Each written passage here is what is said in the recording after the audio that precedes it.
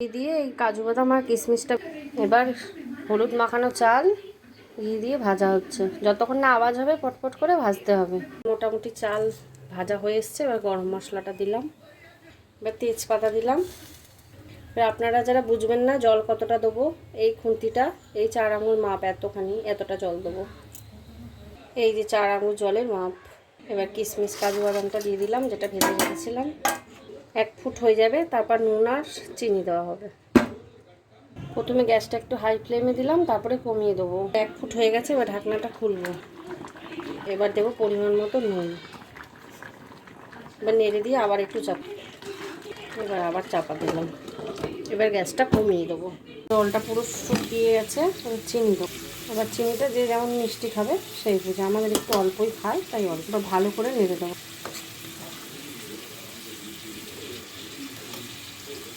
চিনিটা দেওয়া হয়ে গেছে, এবার আবার 5 মিনিটের জন্য চাপা দিয়ে গ্যাসটা বন্ধ হয়ে গেছে। গ্যাস বন্ধ করে দিয়ে এখন দমে রেখে দেবো প্রায় আধ ঘন্টা হয়ে গেছে। এবার খুলে দেখি, পোলাও, ঝুরঝুরি পোলাও রেডি হয়ে গেছে। আলুর দমের সাথে রেডি বাসন্তী পোলাও।